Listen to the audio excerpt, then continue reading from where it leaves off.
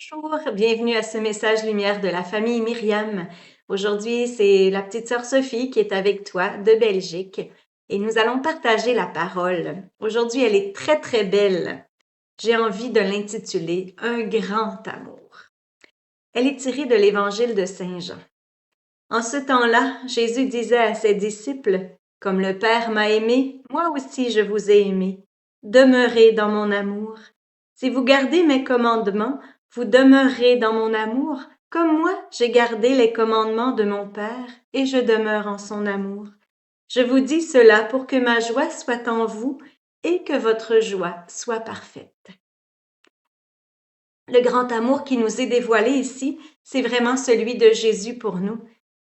Et ce que je trouve beau, c'est qu'il est très pudique. Hein? Jésus cache son amour avec celui du Père, sous celui du Père. Comme le Père m'a aimé, moi aussi je vous ai aimé.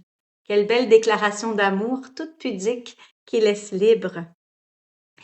Et une déclaration d'amour nous invite naturellement à une réponse. Je dois donner ma réponse, oui ou non. Alors, moi j'ai décidé de dire oui et j'imagine que toi aussi. Mais comment répondre à cet amour? Jésus nous le dit, c'est en gardant ses commandements. Garder les commandements du Père. Jésus a résumé toute la loi avec les commandements. Tu aimeras ton prochain comme toi-même. Les 3 premiers des 10 commandements nous parlent de l'amour de Dieu et les 7 autres de l'amour du prochain.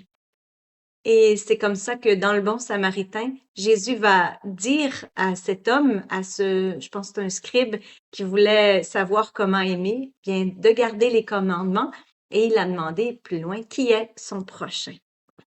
C'est ce que Jésus a fait. Il a gardé les commandements de son Père. Il n'a pas juste gardé, il les a accomplis parfaitement pour nous tracer le chemin.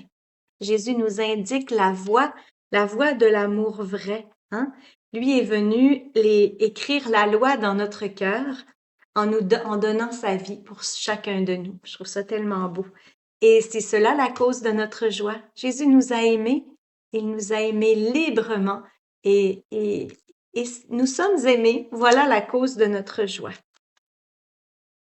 Alors nous aussi, nous pouvons aimer avec Jésus et donner notre vie. Ouais, mais donner sa vie, ce n'est pas si évident. Comment on fait? Eh bien, donner notre vie, c'est dire oui jour après jour, dans l'amour.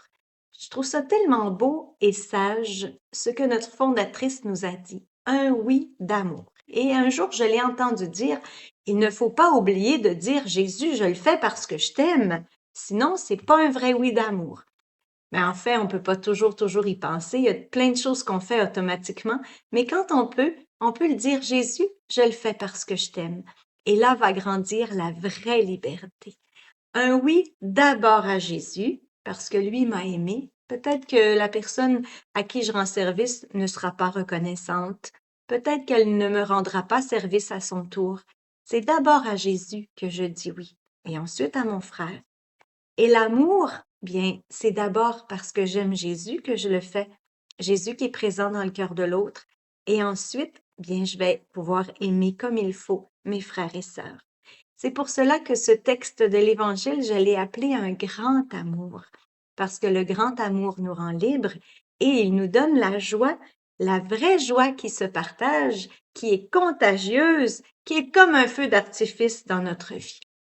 Es-tu prêt à aimer aujourd'hui? C'est Jésus qui t'a tracé le chemin. Je te souhaite une belle journée. Au revoir et à demain. Jésus.